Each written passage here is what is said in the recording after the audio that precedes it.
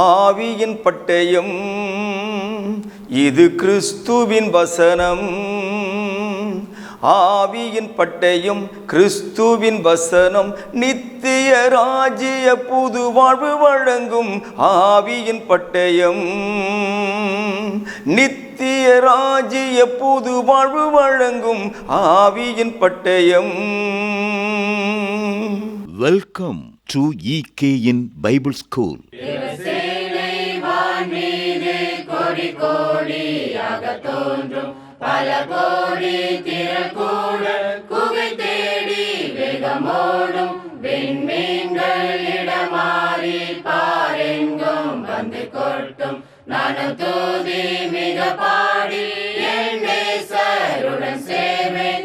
அல்லேலூயா அல்லேலூயா அல்லேலூயா அல்லேலூயா அல்லேலூயா அல்லேலூயா அல்லேலூயா அல்லேலூயா அல்லேலூயா அல்லேலூயா அல்லேலூயா அல்லேலூயா அல்லேலூயா அல்லேலூயா அல்லேலூயா அல்லேலூயா.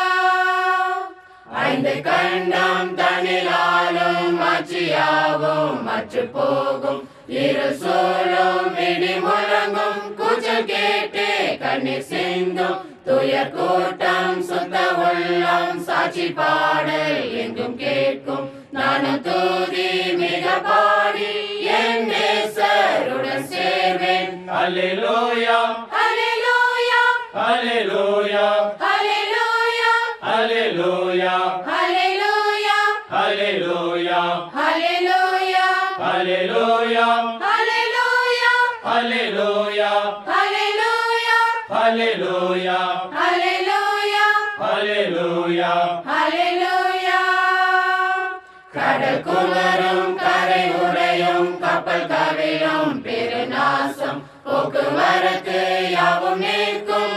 இனி உலகம் என்பதில்லை.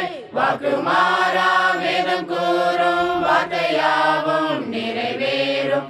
நானும் தூதி மிக பாடி என் நேசருடன் சேர்வேன்.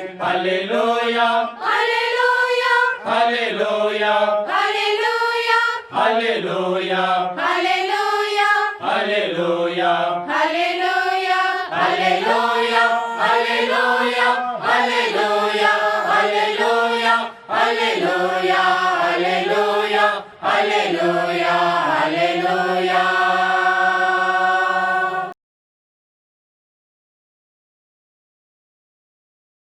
கர்த்தராகிய இயேசு கிறிஸ்துவினுடைய நாமத்தினாலே EKN பைபிள் ஸ்கூல் மூலமாக உங்களை சந்திப்பதிலே மிகுந்த மகிழ்ச்சி.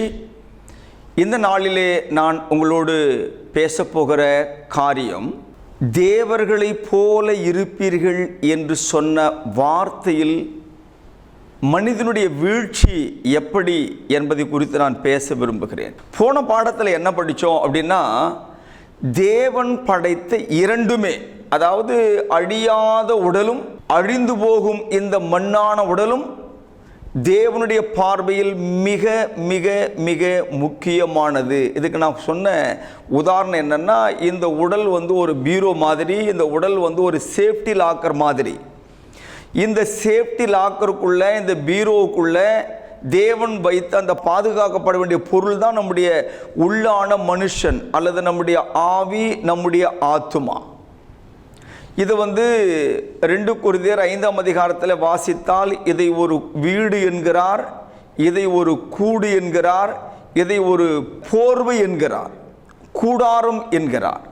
ஆக எத்தனையோ பெயர்கள் இந்த உடலுக்கு இருக்கிறது.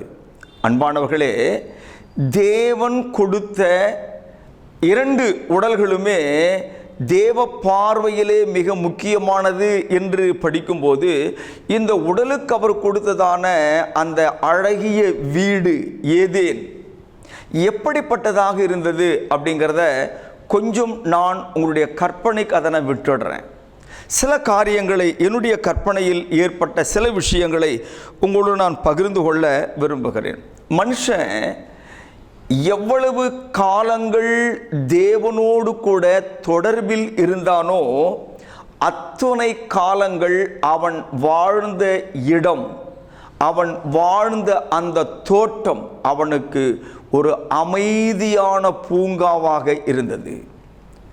நான் சொன்னல கற்பனை அப்படின்னு, நீங்கள் கொஞ்சம் கற்பனை பண்ணுங்க. ஏன் கற்பனையை நான் கொஞ்சம் உங்கள்கிட்ட பகிர்ந்து கொள்ள விரும்புகிறேன். இப்போது ஏதேன் தோட்டத்துக்குள்ள ஆதாமும் ஏவாளும் அப்படியே நடந்து போகிறாங்க அப்படின்னு வைங்களேன். அந்த தோட்டத்தில் ஒருவேளை விஷப்பூச்சிகள், விஷப்பாம்புகள், துஷ்ட மிருகங்கள், இப்படி தேள் என்னென்னவோ இருந்திருக்கலாம் இல்லையா? இவைகள் அவங்களை சுற்றி இருந்தாலும் அவர்களுக்கு அதை குறித்த எந்த விதமான பயமோ பதற்றமோ கிடையாது. இதை நீங்கள் மனசில் வைங்க. அப்படியே நடந்து போகும்போது இலைகளும் மரங்களும் அந்த காற்றின் அசைவுக்கு தகுந்த போல அழகாக ஒன்றோடு ஒன்று மோதி ஒரு விதமான தோட்டத்தில் போகும்போது சத்தம் வரும் தெரியுங்களா? ஒரு சத்தம் வரும் தெரியுங்களா? அந்த சத்தம் ஒரு இனிமையான இசையை போல அனுபவிக்கக்கூடிய ஒரு ஆனந்தத்தை கொடுத்திருக்கும். ரெண்டாவது, ஏதேன் ஒரு பசுமையான இடம். ஏனென்றால் அந்த ஏதேனிலிருந்து ஒரு நதி, ஒரு ஊற்று புறப்பட்டு 4 நதிகளாக மாறிட்டுன்னு 2ஆம் அதிகாரத்தில் வாசித்து இருக்கிறோம். அப்படின்னா ஒரு பசுமையான இடத்துல, இப்போ ஊட்டி கொடைக்கானல்லாம் போனீங்கன்னா அந்த புல் தரைகள் அப்படி படுத்து உருளணும் போல தோணும். காலை நேரத்தை பனியில் போனீங்கன்னா அந்த புல் தரையில் கால் வச்ச உடனே நம்முடைய பாத சுவடுகள் அதில் தெரியும்.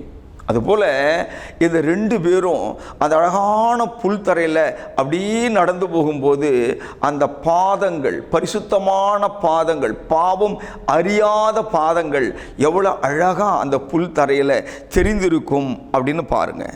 இது கடையில் இந்த கிளையில் இருந்து இன்னொரு கிளைக்கு, இந்த மரத்திலிருந்து இன்னொரு கிளைக்கு, மரத்திற்கு தாவி பறந்து ஓடுகிறதான பறவை கூட்டங்கள் அழகா தேவனை அதனுடைய பாஷையில், அதனுடைய குரலில் உயர்த்தி பாடி மகிழும் இல்லை. அந்த பறவைகளின் கூட்டத்தின் சத்தம் ஆதாம் ஏவாளுக்கு எவ்வளவு மன நிறைவை கொடுத்திருக்கும் என்று பாருங்கள். நதி ஓடுது, சூரியன் மேலே இருந்து இலைகளுக்கு உள்ள தன்னுடைய கதிர்களை அந்த நதியின் மேலே பாய்ச்சுகிறது. அந்த நதியின் தண்ணீர் எவ்வளவு அழகாக தோன்றும், மின்மினுக்கும் இல்லை. அந்த இலைகளுக்கு நடுவிலே சூரிய கதிர்கள், அதாவது ரொம்ப அழகான ஒரு வெள்ளி கயிறு மாதிரி ஓடி இருக்கும் இல்லை. இதெல்லாம் பார்த்து எவ்வளவு சந்தோஷப்பட்டிருப்பாங்க 2 பேருக்கும், ஆதாமும் ஏவாளும். 2 பேரும் நிர்வாணிகள், உடை இல்லை, ஆனால் அவங்களுக்கு குற்றம் இல்லை, அவங்களுக்கு எந்த விதமான தவறான எண்ணங்கள் இல்லை, அவங்களுக்கு வெட்கமே கிடையாது, பயமே இல்லை. 2 பேரும் போயிட்டே இருக்கிறாங்க. திடீர்னு சரி கொஞ்ச நேரம் உட்காந்துக்கலாமே, உட்காந்துட்டாங்க ஒரு மரத்தை நிழல்ல. ஒரு மரத்தடியில் படுத்து தூங்குகிறார்கள். இப்போ நம்மளாம் அப்படி தூங்க முடியாது. ஒரு காட்டுக்குள்ளே போயிட்டு பாம்பு வந்துடும், கரடி வந்துடும் அப்படி. இப்போ வீடுங்களுக்கு நடுவிலே கரடி வந்துட்டு போகுது, அப்புறமா புலி வந்தது அப்படின்லாம் நிறைய டிவி நியூஸில் படிச்சுட்டு இருக்கிறோம் இல்லை. வீடுகள்லேயே வந்தது, சாப்பிட்டு போகுது. இப்போல்லாம் அந்த காடுகளில் எவ்வளோ பயம் இருந்திருக்கும். அவர்களுக்கு பயமில்லாத ஒரு வாழ்க்கை. இதெல்லாம் எப்படி அவங்களுக்கு? மிருகம் இருந்தது, பயம் இல்லை. விஷப்பூச்சி இருந்தது, பயம் இல்லை. யாருடைய கவலையும் இல்லை.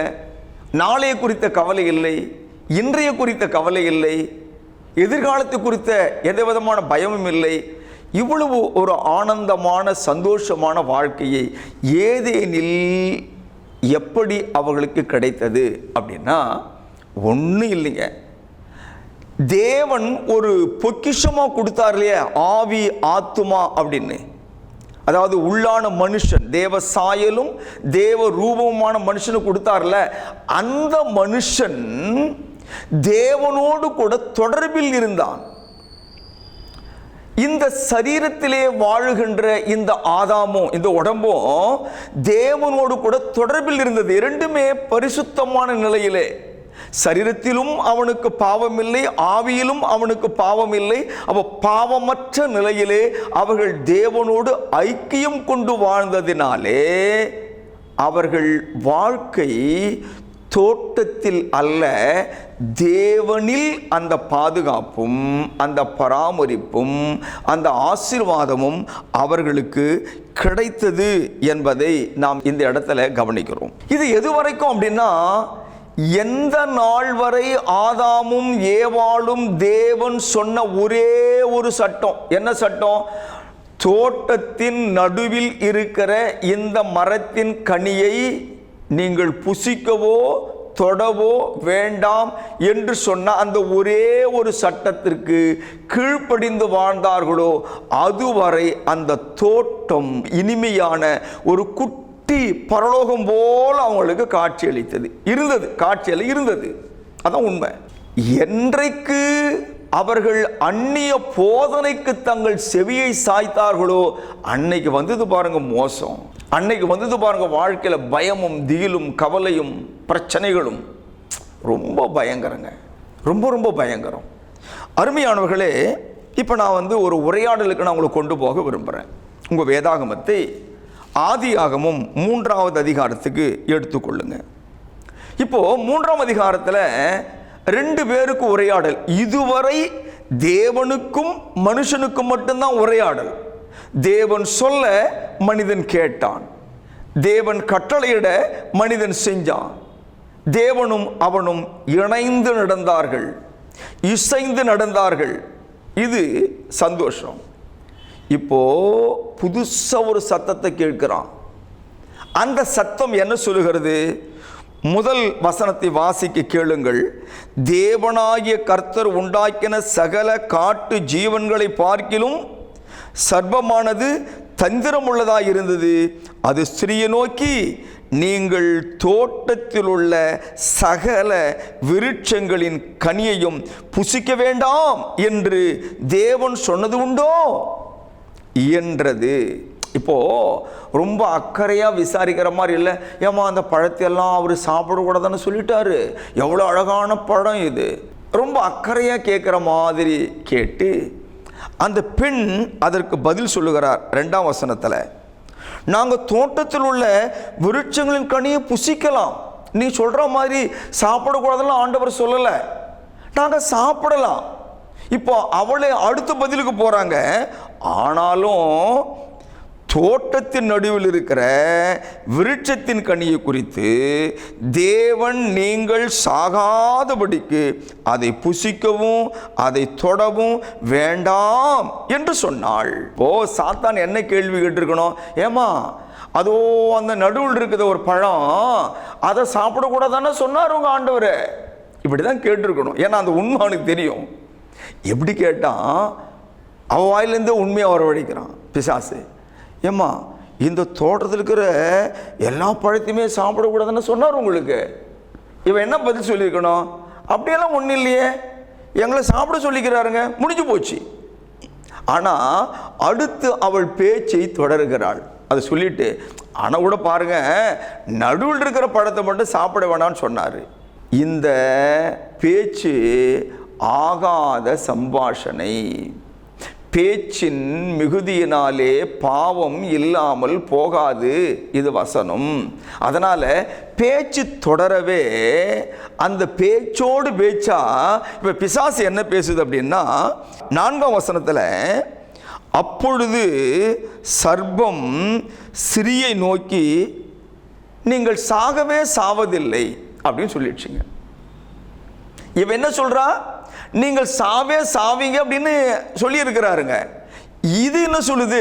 நீங்க சாகவே சாவதில்லை. இவதை கேட்ட உடனே அவளுக்கு ஒரு ஆசை வந்துருச்சுங்க. இந்த வார்த்தை ஒரு கவர்ச்சி, இந்த வார்த்தை ஒரு ஆசை, இந்த வார்த்தையில் ஒரு இச்சை, இந்த வார்த்தையில் ஒரு ஈர்ப்பு சக்தி, இந்த வார்த்தையில் அவளாக இல்லாமல் அவள் அதனுடைய அடிமையாக மயங்கி விட்டாள் என்பதுதான் உண்மை.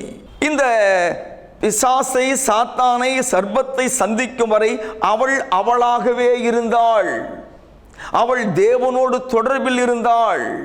அவள் தன் கணவனோடு இசைந்திருந்தாள். இருவரும் அவர்கள் இணைந்தவர்களாக அந்த தோட்டத்திலே வாழ்ந்தார். ஆனால் இந்த இடத்துல அந்நிய போதனை வரும் பொழுது அதில் ஆசை, அதில் இச்சை, அதில் கவர்ச்சி, அதிலே ஈர்ப்பு சக்தி, அதிலே மயக்கும் தன்மை, அவள் மயங்கினாள்.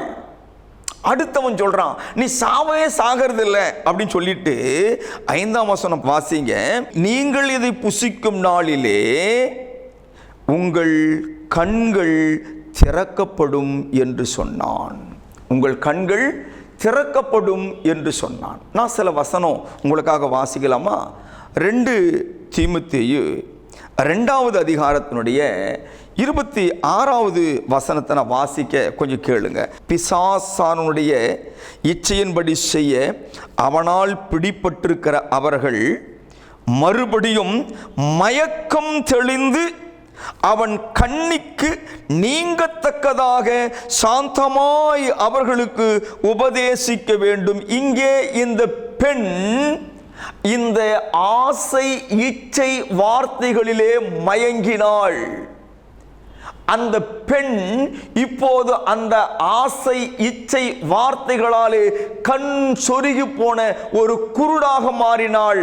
இப்போது பிசாசானவன் ஓதுகிறான், அதை அவள் கேட்கிறாள். யாக்கோபு என்ற ஆசிரியர் இது குறித்து என்ன பேசுறார் கவனிக்கலாம் வாங்க.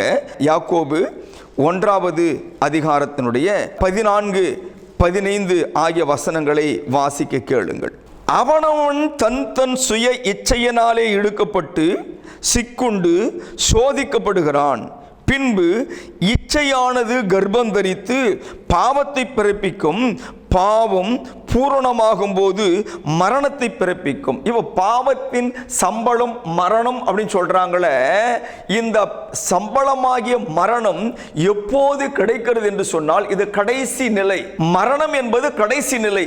இந்த மரணம் நிகழ்வதற்கு முன்பதாக ஆசை இச்சை முதல் படியா இருக்கிறது. இந்த இச்சை தான் கர்ப்பம் தரித்து அது பாவத்தை செய்ய சொல்லுகிறது. அந்த பாவம் நிறைவேறும் போதுதான் மரணம் வருகிறது. இங்கே இந்த பெண் ஆசையினால் இச்சையினால் தன் மனதிலே அவன் அந்த பிசாசு சொல்ற வார்த்தையில கர்ப்பத்தை அவள் சுமக்க ஆரம்பித்தாள். இச்சை பாவம் என்கிற கர்ப்பத்தை சுமக்க ஆரம்பித்தாள். இப்ப என்ன ஆகுது பாருங்க. 3ஆம் அதிகாரத்தில் ஆதியாகம புத்தகத்தில் இவள் சொல்றா, இங்க பாருங்க, நீங்க சாகவே சாகிறது இல்லை. அவர் சொன்னது உண்மைதான். சரீரத்தில் 2 உடல் இல்லை. அவன் சொன்னது சரீரத்தின் மரணத்தை பற்றி பேசினான். Right, okay. கண்கள் திறக்கப்படும் அப்படின்னு சொன்னான். உங்கள் கண்கள் திறக்கப்படும் அப்படின்னா அவங்க குருடா இருந்தாங்களா? இல்லையே. ஏதேன் தோட்டம் முழுவதும் நடந்து இருக்கிறார்கள். அவங்க மரத்தை பார்த்து இருக்கிறாங்க, கனியை பார்த்து இருக்கிறாங்க, அவங்க எல்லாத்தையும் அனுபவித்திருக்கிறார்கள். ஆகவே அவர்களுக்கு நன்றாகவே கண் தெரியும். அந்த பார்வையில் தேவனுடைய படைப்புகளை கண்டிருக்கிறார்கள். அந்த பார்வையில் தேவன் கொடுத்த வேலையை செய்திருக்கிறார்கள். அந்த பார்வையில் பாவம் தெரியல, அந்த பார்வையில் தீமை தெரியல, அந்த பார்வையில் குற்ற உணர்ச்சிகள் அவனுக்கு தெரியல. ஆனா இங்கே சாத்தான் குறிப்பிடுகிற அந்த பார்வையில் உங்கள் கண்கள் திறக்கப்படும் சொன்னா இல்லையா, அந்த பார்வையில் அவர்கள் இப்ப தாங்கள் நிர்வாணிகள் என்பதை காண்கிறார்கள். அவங்க நிர்வாணிகள் என்பது இப்போ பிசாசானவன் சொன்ன போதனைக்கு உட்பட்ட பிறகு அதை அவர்கள் ஏற்றுக்கொண்ட போது இப்ப அந்த பார்வையில் பார்க்கிறோம் நிர்வாணமா இருக்கிறாங்க. இப்போது அந்த பார்வை என்ன சொல்லுகிறது? தேவனுடைய பார்வையில் இருந்து தன்னை மறைத்து கொள்ள அவர்களை வழிநடத்துகிறது. இதுல 3, 1 சாவதில்லை, 2வது உங்க கண்கள் திறக்கப்படும். நான் கண்கள் எப்படி திறக்கணும்னு சொல்லிட்டான் உங்களுக்குன்னா. 3வது நீங்கள் தேவர்களை போல ஆவீர்கள். எப்படி தேவர்களை போல ஆவார்கள் அவர்கள்? தேவன் யார்? அவர் பரிசுத்தம் உள்ளவர், அவர் நீதி உள்ளவர், அவர் அன்பு உள்ளவர், அவர் பாவங்களுக்கு விலகினவர் இல்லையா? அவர் பாவமே செய்யாதவர், அவர் பரிசுத்தர், பரிசுத்தர், பரிசுத்தர். ஒரு நாளும் அவர் பாவத்திற்கு தன்னை உட்படுத்த மாட்டார். ஒரு நாளும் அவர் நீதிக்கு விரோதமாக செயல்பட மாட்டார். ஆகவே அவருக்கு தெரியும், இது பாவம் என்று அறிந்தால் அதை விட்டு விலகிடுவார், இது அநீதி என்று அறிந்தால் அதை விட்டு அவர் விலகிடுவார். அவர் பரிசுத்தம் எப்போதுமே கெடாமல் பார்த்து கொள்வார். அதனால தான் ஏசாயா 59 அதிகாரத்தில் 1-2 வசனத்தை நான் வாசிக்கும் போது ஏசாயாவுடைய தீர்க்கதரிசி சொல்லுகிறார். 59 அதிகாரம் 1-2 வசனத்தை வாசிக்கிற கவனியுங்கள். இதோ ரட்சிக்க கூடாதபடிக்கு கர்த்தருடைய கை குறுகி போகவும் இல்லை, கேட்க கூடாதபடிக்கு அவருடைய செவி மந்தமாகவும் இல்லை. உங்கள் அக்கிரமங்களே உங்களுக்கும் உங்கள் தேவனுக்கு நடுவாக பிரிவினை உண்டாக்குகிறது. உங்கள் பாவங்களே அவர் உங்களுக்கு செவி கொடாதபடிக்கு அவருடைய முகத்தை உங்களுக்கு மறைக்கிறது. அப்ப பாவம் இருக்கிற இடத்துல தேவனால் பிரவேசிக்க முடியாது. பாவம் மனுஷனையும் தேவனையும் பிரிக்கிறது. ஆகவே தேவனுடைய அறிவு என்பது எப்பொழுதுமே தேவனுடைய அறிவு என்பது அது நன்மை எது தீமை எது என்பதை அறிந்து உணர்ந்து நன்மையை அது நாடும், தீமையை அது வெறுக்கும். ஆபகுக் என்கிற புத்தகத்தினுடைய 1 அதிகாரம் 13 வசனம் சொல்லுகிறது, தீமையை பார்க்க மாட்டாத சுத்த கண்ணனே என்று. அவ்வளவு தேவனுடைய அறிவு. ஆனா இங்கே ஆதாமும் ஏவாளும் தேவர்களை போல ஆவீர்கள் என்று சொன்னால் இதனுடைய பொருள் என்ன என்று நீங்கள் கேட்பீர்களால், தேவனை போல் ஆவது, தேவனை போல் அவங்க பரிசுத்தமாகல, தேவனை போல நீதி உள்ளவர்களாக அவங்க ஆகல. அதற்கு மாறாக அவர்கள் அறிவு பாவத்தை பற்றின அறிவாக இருந்தது.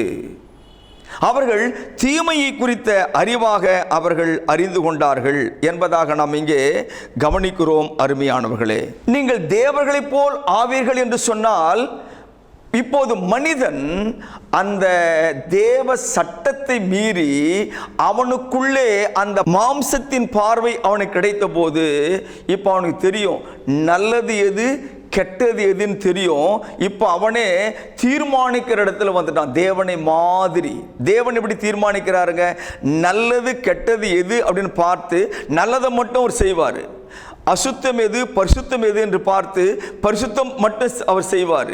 நீதி எது அநீதி எது என்று பார்த்து நீதியை மட்டும் அவர் செய்வார். ஆனால் மனுஷன் நான் தான் அறிவாளி, நான் தான் மேலானவன் அப்படின்னு தேவனை போல முடிவெடுக்க அவன் துணிந்து நல்லது கெட்டதை பார்த்து கெட்டது ஏதோ அதான் செய்கிறான், தீமை ஏதோ அதை செய்கிறான். தேவன் தனக்கு கொடுத்தது போதும் என்று எண்ணுகிற எண்ணங்களை அவன் மாற்றி அதற்கு அதிகமாக எப்படி சொத்துக்களை சேர்ப்பது, எதற்கு அதிகமாக தனது சொந்த சந்தோஷத்திற்காக என்னென்ன தீமை உலகத்தில் இருக்குதோ எல்லாத்தையும் செய்வான், எல்லா தீமையும். ஆக மனுஷனுடைய அந்த வாழ்க்கை பிசாசினுடைய போதனையினாலே, அந்நிய போதனையினாலே அவன் வழி மாறி சென்று விட்டான் என்பதாக நாம் இங்கே பார்க்கிறோம். ஆகவே தேவ பிள்ளைகளே, தேவன் மனிதனை படைக்கும் பொழுது அவனை ஆவிக்குரிய பூமிக்குரிய அந்த சரீரத்தோடு கூட படைத்தார். பிசாசானவனுக்கு செவி கொடுக்கிறவரை ஆவிக்குரிய சரீரமும் பூமிக்குரிய சரீரமும் தேவனுக்கு பிரியமானதாய் இருந்தது. எப்பொழுது அவன் தேவனுடைய சத்தத்துக்கு பதிலாக சாத்தானின் சத்தத்துக்கு செவி கொடுத்தானோ அன்றைக்கே மனிதனுக்கு எல்லாம் முடிந்து போயிற்று. அவன் தன்னை அபலமான நிலைமைக்கு ஆளாக்கினான். இப்போது பாதுகாப்பற்ற ஒரு நிலைக்கு அவன் தள்ளப்பட்டிருக்கிறான். இதை குறித்து நாம் அடுத்த பாடத்திலே தியானம் செய்வோம். தேவன் தாமே நம் யாவரையும் ஆசீர்வதிப்பாராக. ஜெபம் செய்வோம். எங்கள் அன்புள்ள நல்ல பிதாவே, நீர் எவ்வளவு நல்லவரப்பா, நீர் எவ்வளவு அன்பானவர், மன உருக்கமானவர், இரக்கமானவர், எங்கள் மேல் எவ்வளவாய் அக்கறை உள்ளவராய் இருக்கிறீர். எங்களுடைய ஆவிக்குரிய மனுஷனுக்காக எவ்வளவு ஆழமான திட்டங்களை நீர் முன்னெடுத்தீர். அதே போல எங்களுடைய பூமிக்குரிய இந்த உடலையும் நீர் நேசித்தீரே. தேவைகளெல்லாம் ஏற்படுத்தி பூரணமுள்ளவனாக இந்த பூமியிலே மனுஷனை படைத்தீரப்பா. நீர் கொடுத்தவைகள் எல்லாம் ஏராளம் ஏராளம் ஏராளம். அது போதாது, இன்னும் வேண்டும் இன்னும் வேண்டும் என்று ஏவாள் ஆதாம் யோசித்ததினாலே தவறான போதனைக்கு போனார்களே. பாவம் உலகத்திலே பிரவேசித்ததே. தேவனுக்கும் மனுஷனுக்கும் மிகப்பெரிய பிரிவினை உண்டாயிற்றப்பா. இன்றும் மனிதகுலம் தேவனாகி நீர் கொடுத்தது போதாது என்று எண்ணி இந்த உலகத்திலே பணங்களை சேர்க்க, சொத்துக்களை சேர்க்க, தகப்பனே தனக்கு ஒரு ஆடம்பரமான வாழ்க்கையை தேடிக்கொள்ள எல்லா துறைகளும் தகப்பனே எல்லா மக்களும் பேராசையோடு வாழ்வதை பார்த்து தேவரீர் நீர் மிகுந்த துக்கப்படுகிறீர் என்பதை நாங்கள் உணர்கிறோம். ஐயா, நீர் கொடுத்த வாழ்க்கையில் வருகிற வருமானங்கள் போதும், நீர் கொடுத்த வேலை போதும், நீர் கொடுத்த ஆகாரம் போதும், நீர் கொடுத்த வீடு போதும், நீர் கொடுத்திருக்கிற உடை போதும், நீர் கொடுத்திருக்கிற சமாதானம் போதும் என்று புரிந்து கொள்ளுதலோடு கூட வாழ இந்த மனுக்குலத்திற்கு நல்ல அறிவை தர வேண்டும் என்று செபிக்கிறோம். கிறிஸ்தவத்தின் போர்வையில் இருக்கிற அநேக மக்கள் பணத்திற்காக தகப்பனே தங்கள் வாழ்க்கையை நாசமாக்கி கொள்வதை நாங்கள் கவனிக்கிறோம் அப்பா. பணம் வாழ்க்கை அல்ல. இந்த உலகத்துக்குரிய பூமிக்குரிய மனுஷனுக்காக சேர்க்கப்படுகிற சொத்துக்கள் எதுவும் எங்களோடு வரப்போவதில்லை. இந்த உலக மனுஷனுக்காக சேர்த்து வைக்கிற ஆடம்பரமான வாழ்க்கை எதுவும் எங்களோடு வரப்போவதில்லை. நான் தனித்து இயேசு கிறிஸ்துவனுடைய நியாயாசனத்துக்கு முன்பதாக கணக்கு கொடுக்க வேண்டும் என்கிற அந்த பயமுள்ள ஆவியை குறிப்பாக இயேசு கிறிஸ்துவை பிரசங்கிக்கிற ஊழியர்களுக்கு நீர் கொடுக்க வேண்டும் என்று செபிக்கிறேன். அநேக ஊழியர்கள் பணாசையிலே விழுந்து போகிறார்களப்பா. பணாசைக்காக தங்களை விட்டு போடுகிறார்களப்பா. தயவோடு அவர்களை கண்ணோக்கி பாரும். மனம் திரும்ப இரக்கம் செய்யும். விசுவாசிகளும் தெய்வ பயத்தோடு வாழ இரக்கம் பாராட்டும். இயேசு கிறிஸ்துவின் நாமத்தில் ஜெபிக்கிறேன். ஜெபம் கேளும் ஜீவனுள்ள எங்கள் நல்ல பிதாவே, ஆமேன். ஒருவேளை இந்த செய்தி உங்களை துக்கப்படுத்தியிருக்குமானால் அது ஆவிக்குரிய துக்கமாக மாறட்டும், பூமிக்குரிய துக்கமாக அல்ல. சகோதரர்களே, புரிந்து கொள்ளுங்கள். உலக வாழ்வுக்காக எதை சேர்த்தாலும் இந்த உலகத்தோடு முடியும். ஆவிக்காக வாழுங்கள், பரிசுத்தமாய் வாழுங்கள், தேவனுக்காக வாழுங்கள். தேவன் உங்களை ஆசீர்வதிப்பாராக. ஆமென். அன்பிற்குரியவர்களே, மேலும் இந்த பாடங்களை எங்களுடைய யூடியூப் சேனலான எட்டர்னல் கிங்டம் நியூ லைஃப் சேனலில் கண்டு தெய்வ ஆசீர்வாதங்களை பெற்று மகிழுங்கள். கிறிஸ்துவின் சபையார் உங்களை வாழ்த்துகிறார்கள்.